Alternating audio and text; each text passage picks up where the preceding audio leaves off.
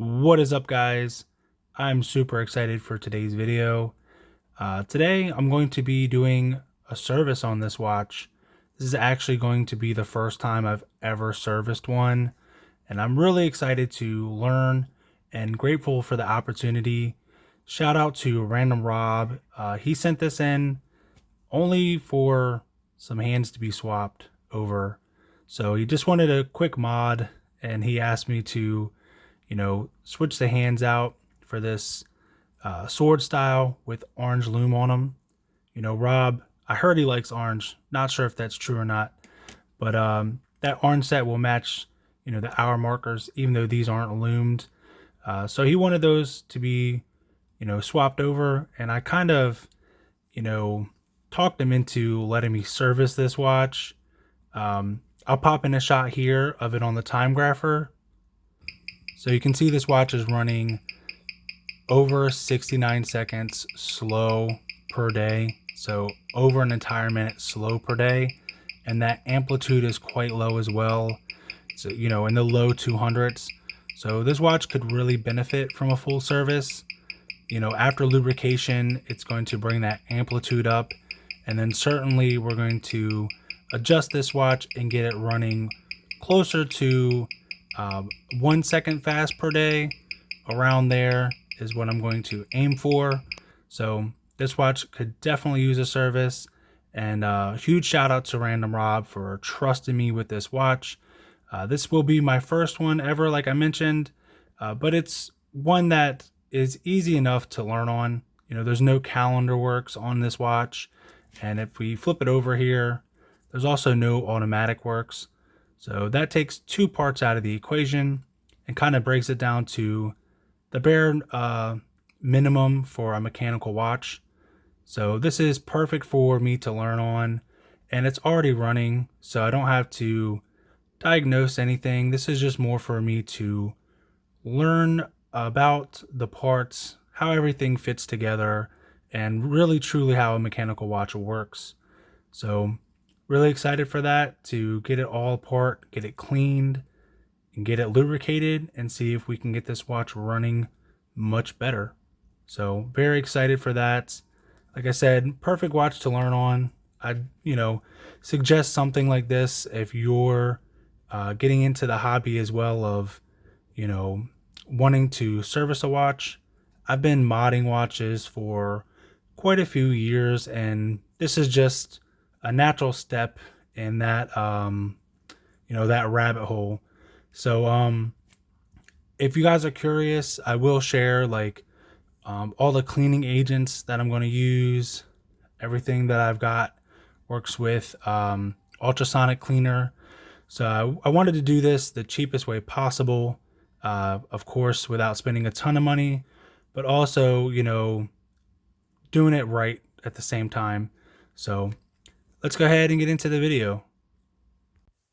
I'm going to start by removing both sides of the strap.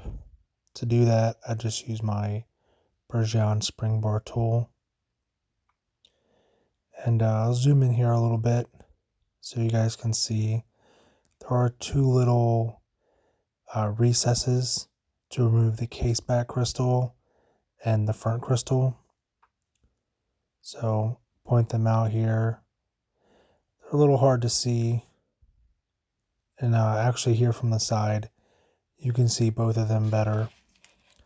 So now I'm going to use my case back opening tool with a plastic bag so I don't scratch the cases, and just wedge it into that little groove, and the case back just pops right off. These are just friction fit, so they don't require much force to get them to pop off.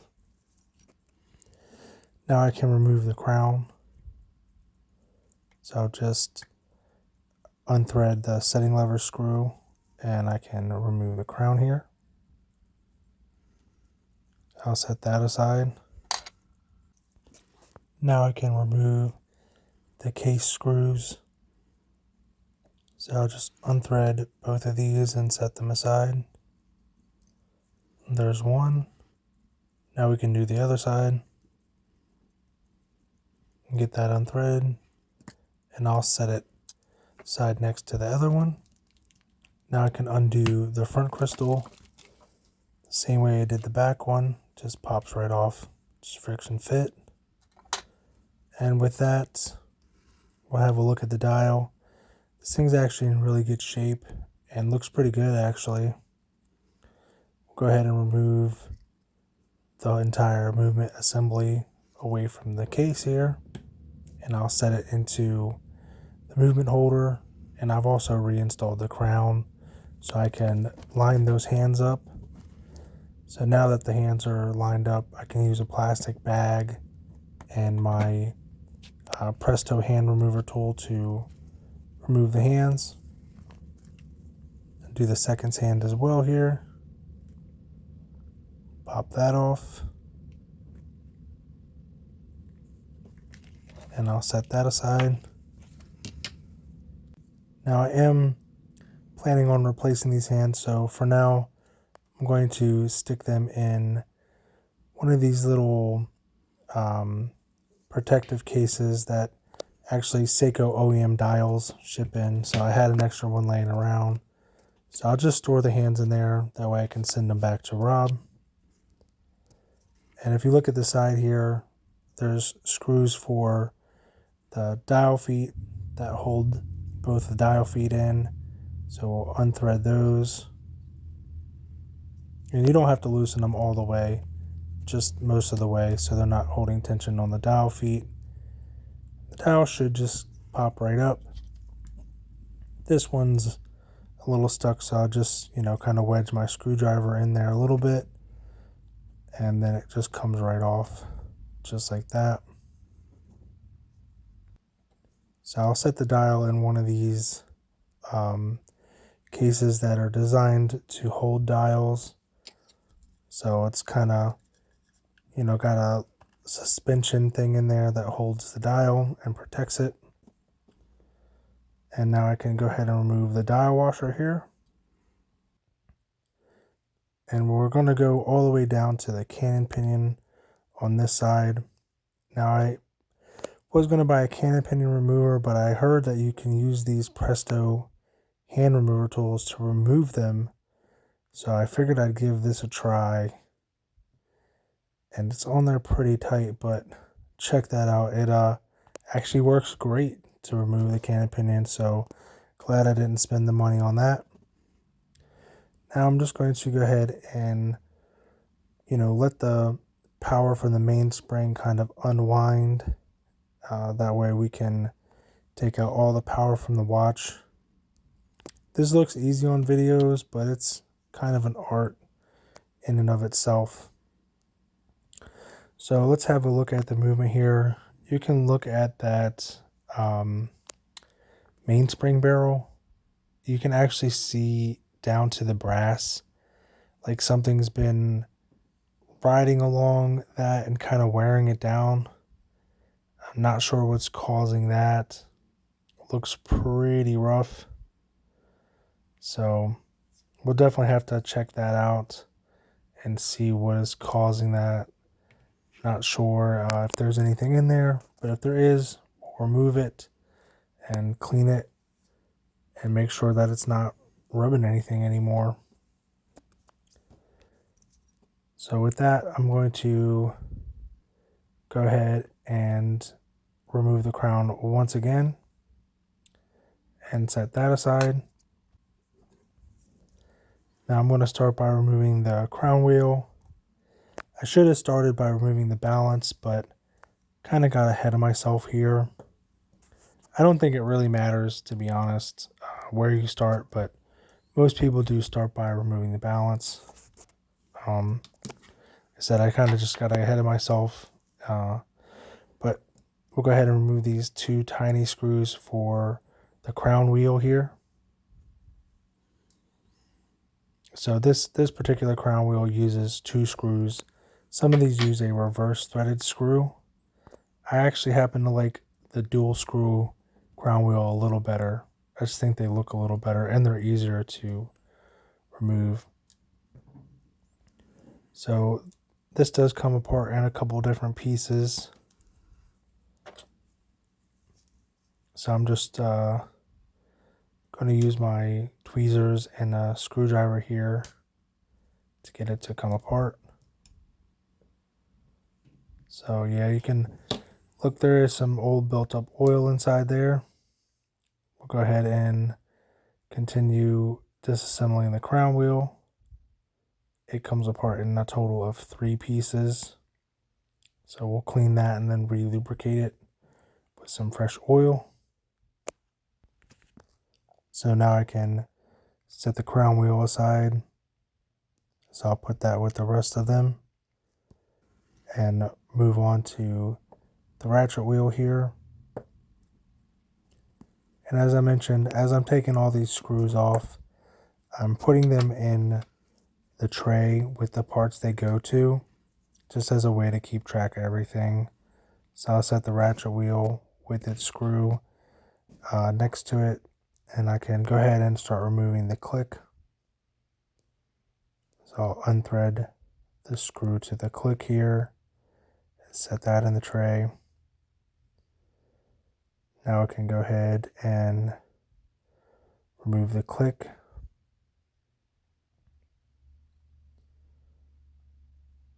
And I'm just looking at it myself here. Now I can remove the click spring. And now I'm going to remove the 3 screws that hold down the barrel bridge. So I'll unthread all 3 of these. The nice thing about this movement is that all these screws that hold down the bridges are all the same, so that makes keeping track of them pretty easy. Now the barrel bridge was actually kind of wedged on here a bit, and I kind of had to pry it off with my screwdriver. Not sure what was, keeping it, under tension, but something was a little off there with that barrel bridge. I'm going to start removing the keyless works from this side. So I'll set those aside. And now I'm going to remove the balance here.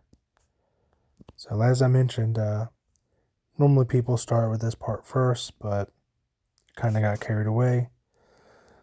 So I'm going to remove it now before we go any further. Just going to pry under it with my flathead screwdriver. And now I can grab the balance with my tweezers here. So I'm just going to grab it and carefully remove the balance and the hairspring. Set that aside in some place where it won't get damaged. Now I can go ahead and remove the train wheel bridge and its 3 screws. So we'll get all 3 of these unthreaded here.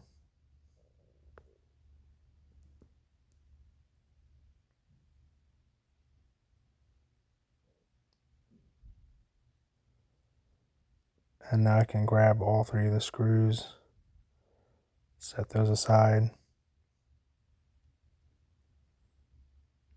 and I can grab the train wheel bridge. Again, I'm just going to use my flathead to pry underneath of it gently, and then use my tweezers to remove it. Now I can start removing the train wheels.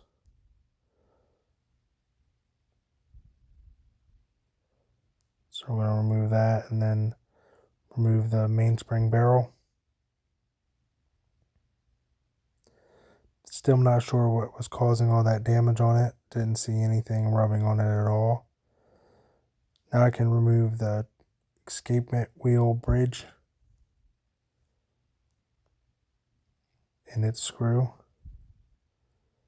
Can get the escapement wheel bridge removed here. We'll set that aside. Now I can remove the rest of the train wheels.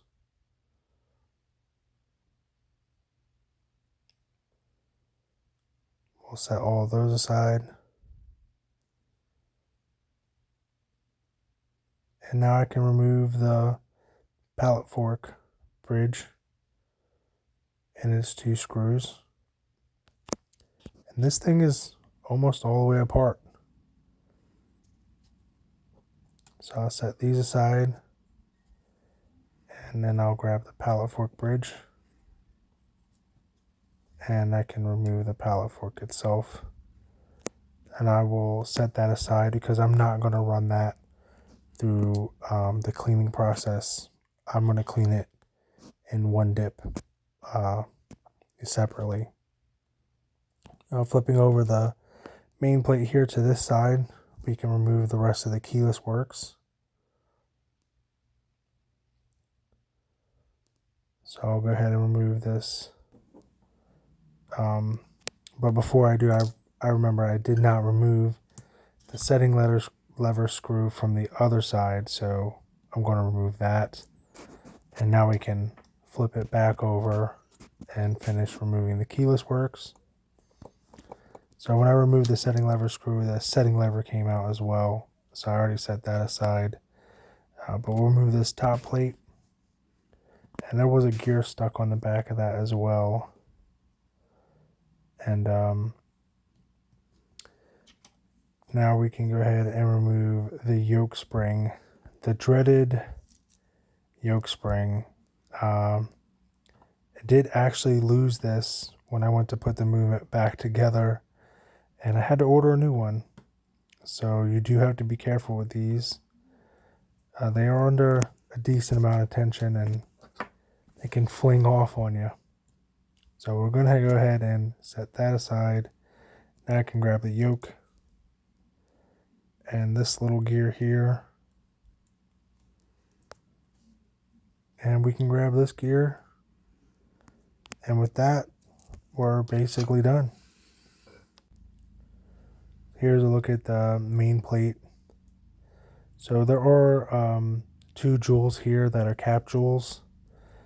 In hindsight, I should have removed these, but in my mind here, I'm thinking that I'm going to clean them separate anyway with one dip, which I do end up cleaning them with one dip, but I'm going to reinstall the balance, and then going to go ahead and undo the mainspring barrel here. Just use my tweezers to push down and the cap pops off here. And we'll have a look at the mainspring. And there's the lid to the mainspring barrel. It actually looks pretty clean in here. It's not that dirty at all. So I was planning on replacing the mainspring, but it was pretty difficult to find a new one. And this one is actually what they call a double brace. So you can see one end of it sticking there, and the other end of it sticks through this side of the mainspring barrel. And that's how it actually grabs the mainspring barrel. And then of course there's the hook on the other end that grabs the arbor. So I did look for a new mainspring, and I did read on a couple places that you could buy one for the ETA 6498. However, it was not the right mainspring. I did remove it from the little piece that it comes in, so I could look at the end of it here, and as you can see, this is just a normal end. It doesn't have that double brace to stick into the lid of the barrel or to the other end of the barrel. So the ETA movement spring is not the same. So unfortunately I was not able to use this mainspring. I did remove it from this little thing here to have a better look at it, because when it was wound up I couldn't really tell. So I just have removed it from there so I could look at it better. So unfortunately I'm not going to be able to remove this mainspring or replace it. But this one, it looks in great shape, and this movement didn't have like a power reserve issue or anything like that. and the mainspring looks pretty clean. So I'm happy with just looking at it and inspecting it. For now, here's my little oiling kit. This was on eBay. I'll leave a link to this as well. But it came with barrel grease and braking grease.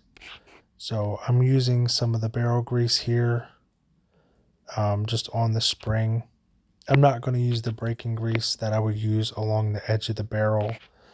But this kit was only like 50 bucks, and it came with the barrel grease, the braking grease, Mobius 9010, Mobius HP 1300, and it came with the Mobius blue grease as well, for like the keyless works. But right now, I'm just using my oiler here to apply a little bit of mainspring grease to the top of this mainspring, just to lubricate the part of it that I can lubricate. So I'm just going to add some of this to the top of the mainspring here. And then as it spins around, it will kind of disperse that grease. So I'm just going to kind of make a T shape with the grease. Just kind of apply it in a four-way pattern here. And with that, I can go ahead and use some HP 1300 and lubricate the barrel arbor. So I'll lubricate that. And now I can go ahead and reinstall the mainspring lid.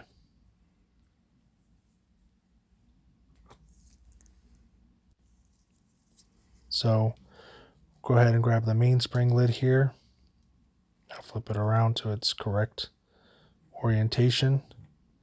And then because this has a double brace, you do have to line up the mainspring cap here. So when you do the lid, it does have to line up with that little brace that I was showing you earlier. Like I said, one end of it goes into the lid.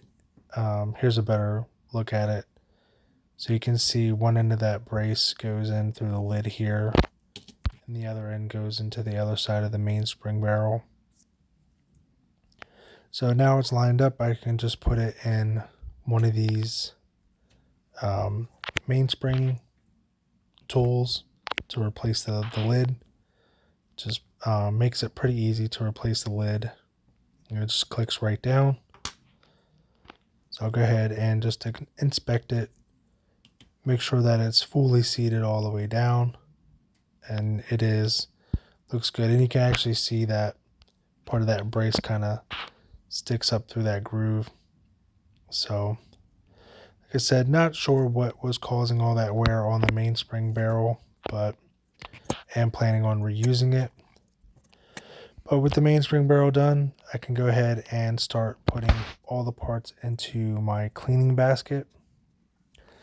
As you've seen there, I did put the mainspring back onto the main plate to keep it, safe through the cleaning process. Now I'm running everything through here besides the pallet forks.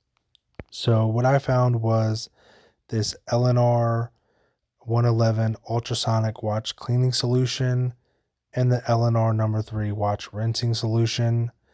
I'll leave links to these down in the description. The great thing about them is that they're designed to be used with an ultrasonic cleaner, so you don't have to spend a bunch of money on a watch cleaning machine. You can just buy a $40, $50 ultrasonic cleaner, and these will work great with them. They're also designed to be used together, so that makes it convenient and easy. So like I said, I'll leave a link to these in the description. These are pretty serious chemicals though. I do recommend that you wear, at least gloves, maybe some kind of eye protection when you're pouring them in your ultrasonic cleaner. And they're also highly flammable, so keep them away from any type of flame. For the directions, it does say to run them from 3 to 5 minutes, depending on the volume. I ran my ultrasonic cleaner for 10 minutes on the watch cleaning solution and then 10 minutes for the watch rinsing solution. After I was done, I poured the chemicals into separate pickle jars, and then once I've used them all up, I will recycle them at my auto parts store where I recycle my oil. And here's everything inside the ultrasonic cleaner ready to be cleaned. And here is just a shot of the ultrasonic cleaner, doing its countdown. It's on its last minute and like 8 seconds, 7 seconds there. So you can see it does its own little countdown. And after it's done, here's a look at all the parts, nice and clean. Everything came out great from the ultrasonic cleaner. Super happy with that. Like I said, I did put the balance back on the main plate to protect it during the cleaning process. But now that everything is clean, I can go ahead and remove the balance. So we will go ahead and remove that. And I do have to disassemble this because it does not have a shock protection system on it. So I'm going to undo this little screw here on the side. Now I can remove this little collet here for the hairspring, and that separates the balance from the balance cock. So I will set the balance aside, and now flipping the balance cock over, I can access those two screws that are on the underneath side that hold the jewel in place. So I will remove these two teeny tiny screws. I mean, these things are like microscopic. So I'm actually setting them in some Rodico so I don't lose them. Now I can separate the adjustment lever and the cap jewel. While I'm doing that, I'm going to go ahead and remove those other two jewels from the main plate. Like I said, in hindsight, I probably should have removed these and then cleaned them in the watch cleaning machine. But like I said, I'm planning on cleaning these in one dip anyway. So I'm just going to go ahead and remove them, both of these little screws from these little plates for these cap jewels. Now I can use some Rodico here to remove both of those. So I clean those in one dip, and then I clean the main plate with some pegwood and some one dip as well. And here's the one dip. It's used for dirty hairsprings, jewels, and pallet stones. So this stuff is great to use. I got some poured in a little jar here, and you can take a look at all those cap jewels over there, ready to be cleaned in some one dip. So I'm just going to swish them around in that and then place them on this post-it note. Now, you guys probably, if you're watching this far in the video, you can see I'm borrowing some tactics from Marshall over at Wristwatch Revival with the yellow post-it note. Big fan of that channel and huge inspiration why I wanted to, start trying to service watches as well. I'm going to clean those pallet stones inside the one dip, and I'm also going to do the hairspring as well, because why not? So we'll make sure that is all clean, and here's a look at all three of those cap jewels. I'm gonna, rub them with some pegwood as well, just to make sure any old oil is removed from them. So we'll make sure all of our jewels are nice and clean with the pegwood here. And now that all of them are clean, I can start oiling them and putting them back onto the movement. So I'm using 9010 here. That's the lightest viscosity oil that comes in that cleaning kit. Like I said, I'll leave a link to that kit as well. So I'll go ahead and flip that over, trying not to disturb that oil at all. We'll go ahead and replace the screw here. And now I can thread this screw back down. And I used a little bit of a different tactic for this one. I placed it on some Rodico so it would be easier to pick up with my tweezers. That way it didn't disturb the oil. So again, this is the 9010 and I'm using the smallest oiler that came in my Bergeon oiler set. It's a little teeny tiny amount of oil. I'm going to try and carefully place it onto the main plate here without disturbing that oil, and just try to do it carefully as possible. Now we can replace this screw as well. We'll get that threaded on. And with that, I can go ahead and rotate the main plate over to the other side, and we can start reassembling the balance. So I'm going to go ahead and put the adjustment lever back onto the capsule here. I'm just going to use my tweezers to press that on. In hindsight, I didn't even have to remove this. I could have cleaned that jewel with this on there.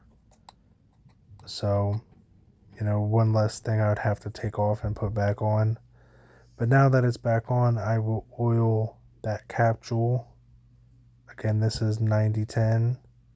Just going to put a little bit of oil on that jewel there. And now I can reinstall the balance cock on top of that cap jewel. So I'm going to try and pick it up with my tweezers here and set it on top of that. And now I can replace those two teeny tiny little screws. Get those set into place here. And I'm going to start threading that down. This is the smallest screwdriver that I have in my kit as well. So these are very small screws. So I'll get that one threaded on. Now I can go ahead and get the other one into place.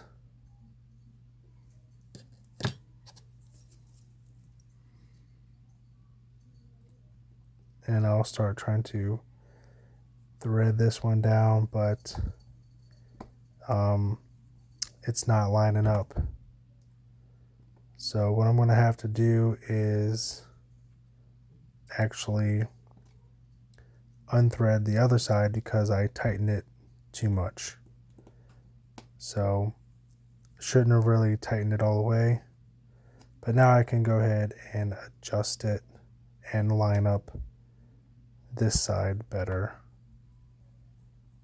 So now I can go ahead and thread this one in, and that's just a good lesson anyways. Just never tighten everything up all at once anyway, kind of get everything in place and then go back over. But with that, I can reinstall the balance and the hairspring cock back into that little slot there. Now I can gently flip everything over, and now I can reinstall that screw that holds the balance to the balance cock. So that little screw for that collet there on the side, just going to tighten that up. And now I have the balance reassembled, and we can start lubrication on the main plate and reinstalling everything.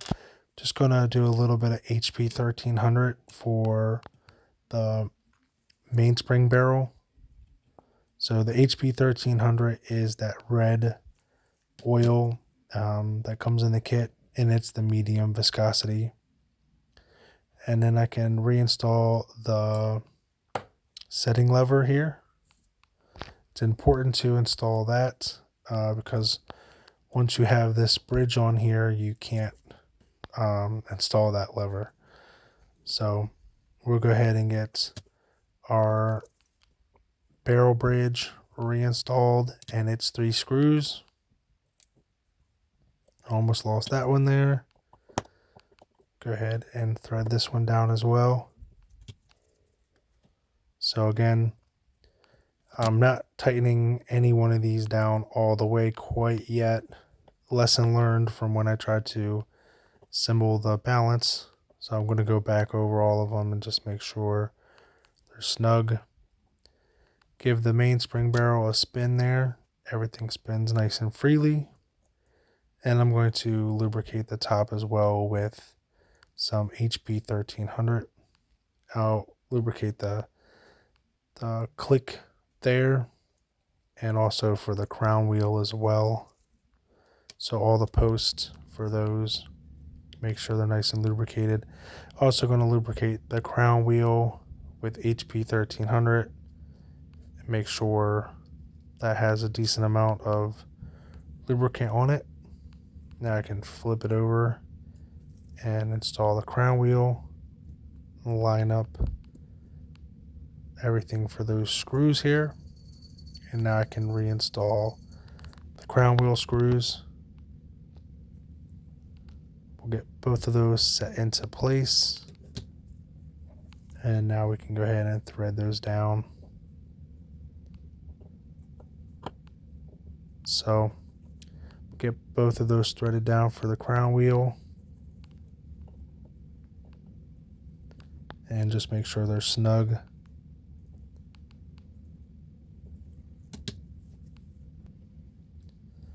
I'm going to go ahead and reassemble the click.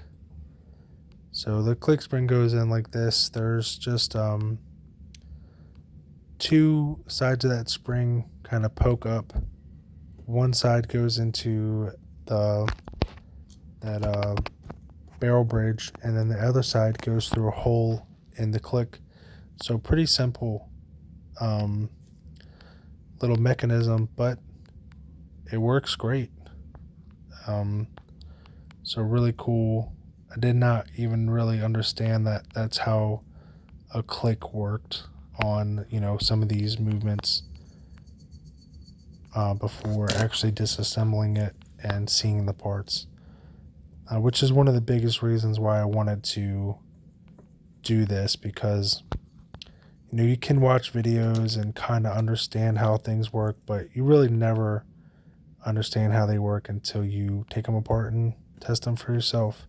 There was a little hair there as well, but you can see me using my tweezers to test the click here and make sure that everything is working well, and it is. So I can go ahead and reinstall the train wheels here, and I'm trying to remember how in the heck these things go back together.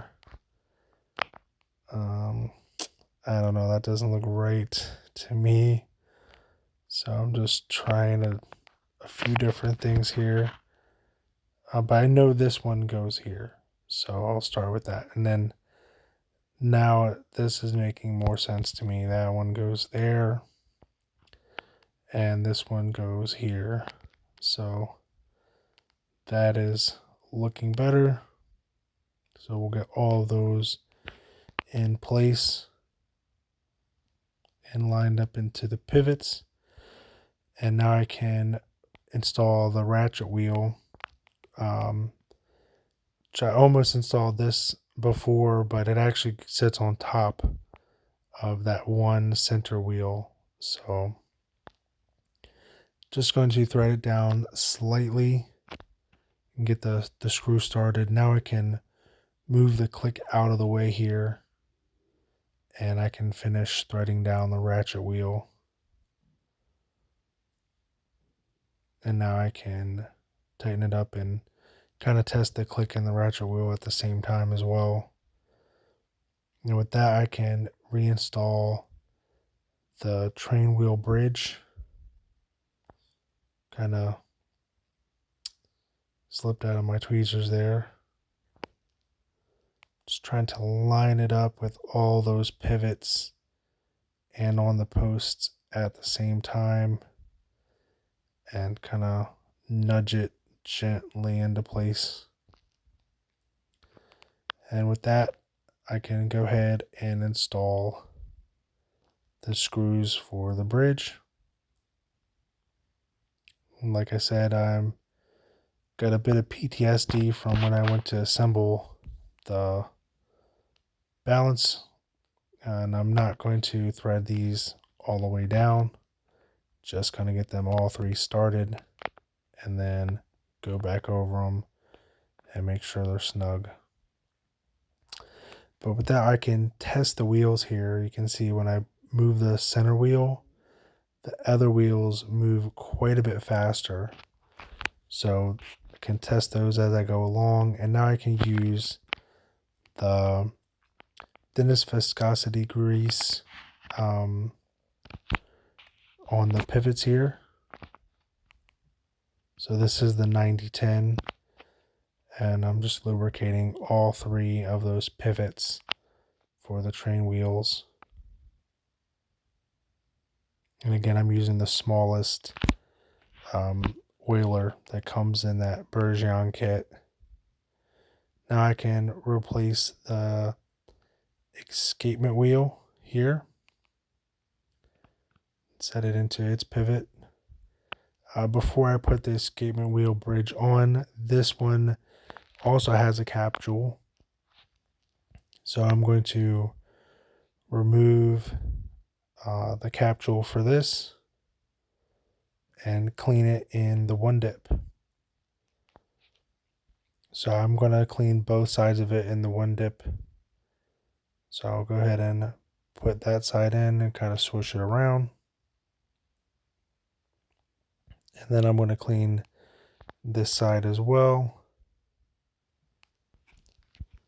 And then I'll use some pegwood to scrape any old oil off of that jewel. I'm going to flip this side over so I can clean the bottom of that jewel. And I know it's the bottom because if you look at the top, there's a countersink for that screw that goes there. So that's how I know I'm cleaning the bottom of that jewel. I'll clean inside the bridge itself as well. And with that, now I can lubricate the capsule here. That's too much oil. So you can see that there was decent sized bead of oil on my oiler there. That was too much. This is definitely more like it. And I know that doesn't look like much oil, but when I apply it to the jewel, you can see that it's definitely more than enough oil. Even though when it was on the oiler, you could barely see the oil. So that kind of gives you an idea of how much oil you're really trying to apply here. Can try and carefully put that back onto the escapement bridge here, trying not to displace that oil. And I can set that screw into its slot there. And now we can go ahead and thread the screw down here for that capsule.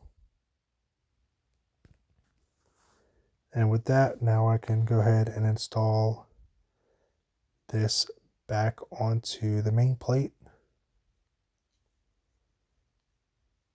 So I'm just going to make sure the escapement wheel is, lined up as best as I can get it. So just make sure it's nice and straight and it's one side of the pivot. And now I can go ahead and get that bridge on there. And to double check, just gonna make sure it's inside the pivot and then again spin the wheels. And when I do, you can really see that escape wheel kind of move pretty fast there. So now that I'm confident that it's inside its pivot, I'll go ahead and screw down this bridge here. So my fingers are kind of blocking everything, but I'm just screwing down that bridge. So with that, we can go ahead and test everything again, and you can see that escape wheel kind of whizzing along. And here is a view from the inside, and you can see kind of how all those trainer wheels interact with one another. So really, really cool. So I'm going to lubricate the pallet as well with a little bit of oil on each pallet stone. So just use a little bit of oil there. So lubricate those, and I can reinstall them now. So I'll set it into its little pivot there.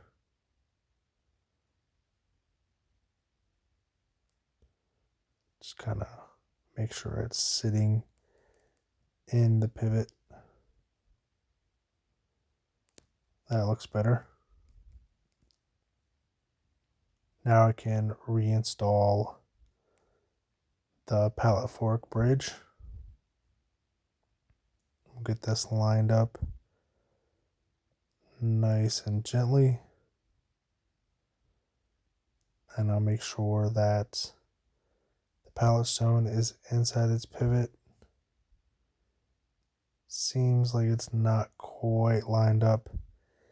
It's kind of weird. Some of the other bridges, even with more pivots, will just kind of like fall into place. But then you'll go to do one of these that has only one pivot, and all of a sudden it's like the hardest thing to do. So I'm just trying to be real careful though, not to put too much pressure on the pivot. And now that's definitely it. So I can go ahead and screw this bridge down for the pallet fork.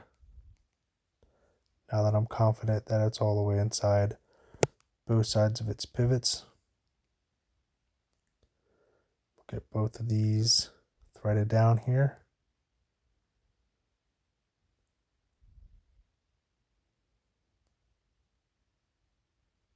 And make sure both of them are tight. Go back over them.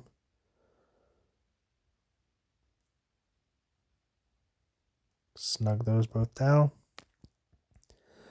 And this thing is coming together. I'm going to lubricate the top side of that pivot there with the 9010. So we can go ahead and install the balance now.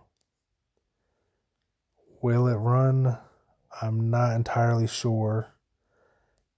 So I'm just going to go ahead and be careful placing this balance here. Try not to disturb anything too much. It's a little trick, and it already wants to run. I can't even really describe the feeling when it just comes back to life like that. I mean, it's running great. The bridge isn't even screwed down, and this thing is like running great. It looks like it's got great amplitude already. I'm super stoked about this. The best way I can describe it is like when you do an engine rebuild and you get it start up, like on first kick. If you've ever done like an engine rebuild and on like a dirt bike or something like that, and it started up first kick, it's just like the same feeling I got right now when I placed the balance and it came right back to life. So with that, I'm going to go ahead and flip it back over and replace the setting lever here. Now this is a little tricky. You do have to hold like one end with your finger and then kind of turn the setting lever screw until it catches onto the setting lever. So like I said, this part is a little tricky. I have seen people able to do it inside the movement holder, but mine, I wasn't able to do it. That was a little too tight. So now I'm going to go ahead and try and move it there, and now I can move the setting lever, and that's better. So got the setting lever installed there. Now I can do the rest of the keyless works. Before I do that, I'm going to lubricate all of these posts with the HP 1300. So I'm going to do each one of these, including the cannon pinion post, where each one of those gears will kind of turn on those posts. So I'll lubricate those with that medium viscosity oil. And I've already used some of that grease, that blue Mobius grease, on part of the keyless works. So you can see I've done this wheel here. Just going to set it into place. And I've also done both sides of this one as well with some of that blue grease. And I've also lubricated part of the setting lever with that grease as well. And I will just, go back with Rodico and clean up any excess grease. But now I can start replacing these wheels here. And I can reinstall the cannon pinion. And I'm going to press that down, but it kind of looks like it's not going to mesh with the gears here. So just to be on the safe side, I'm going to remove this one. Now I can press the cannon pinion down, and I will reinstall this gear here and just make sure everything's meshed up nice and neat like it should be. And I'm going to continue on installing the rest of the keyless works. So now I can reinstall the yoke onto its post. And now I can reinstall the yoke spring. Now, like I mentioned earlier, I did lose the yoke spring the first time I was trying to install this, and then I had to order another one.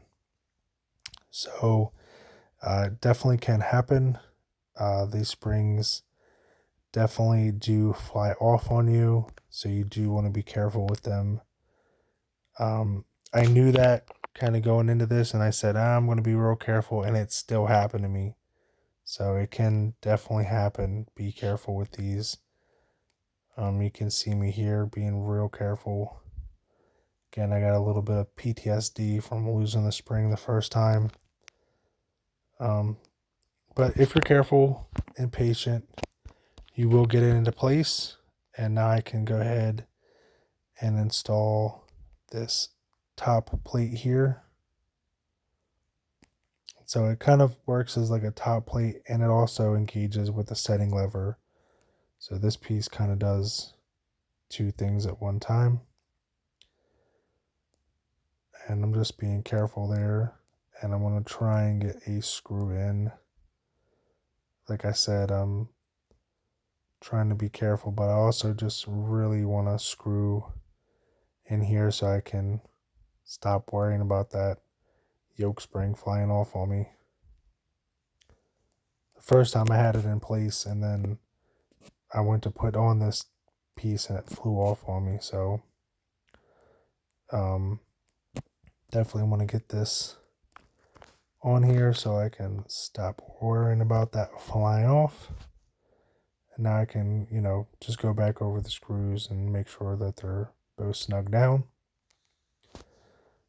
And with that, the keyless works is all reassembled. Like I said, I did clean that up with a little bit of Rodico as well, any excess grease. I am going to use some more of that grease though on the crown itself.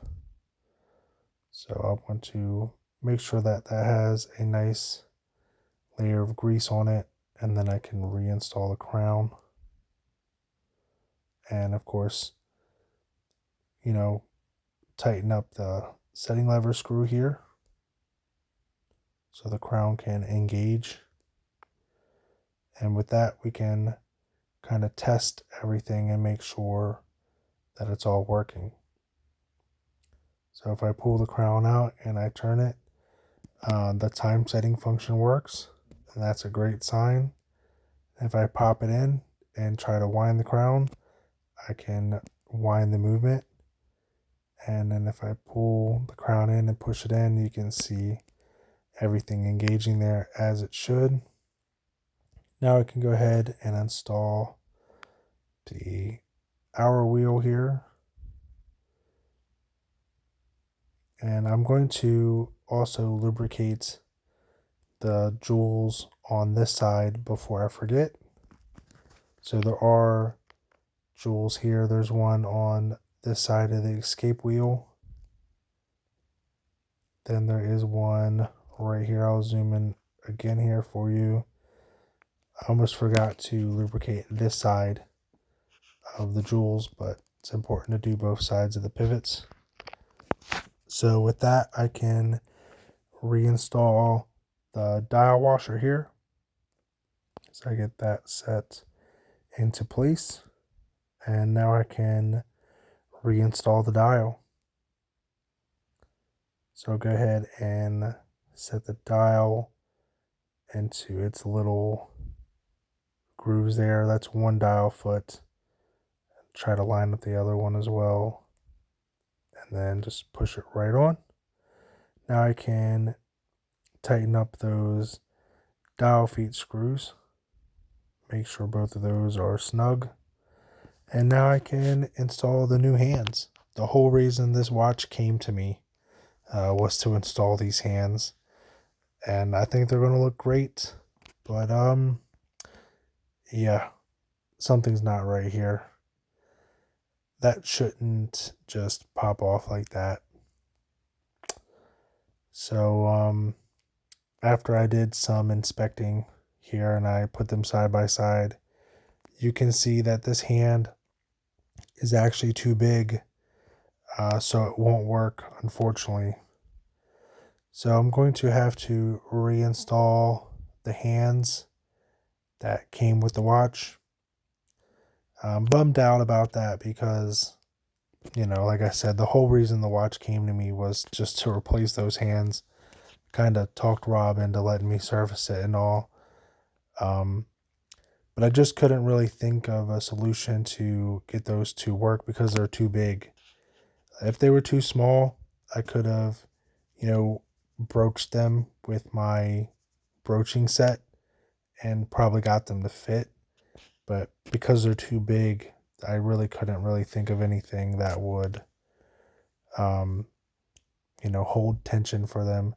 But I've got the factory hands put on here. These are actually thermally blued hands. They're not chemically blued. This is done the old-fashioned way with these style hands. I'm just checking to make sure that they're lined up here at the 6 o'clock. And now I can check at the 12 o'clock as well. So we'll check everything is nice and lined up at the 12 o'clock. Looks good to me. And now I can go ahead and install the seconds hand here. So we'll pop this on just like that. And with that, our seconds hand is off and running. So now I can go ahead and remove the crown again, using that little setting lever screw right there. And now I can remove the crown. And I can go ahead and get this thing cased up. So I'll use some air here to make sure that there's no dust on the dial or on the crystal in the front. And then, like I said, you can just push these on with your hands. They're just friction fit. I just push around the outer edge where it's metal and make sure that's all snapped on. And here's a look at it on the time grapher.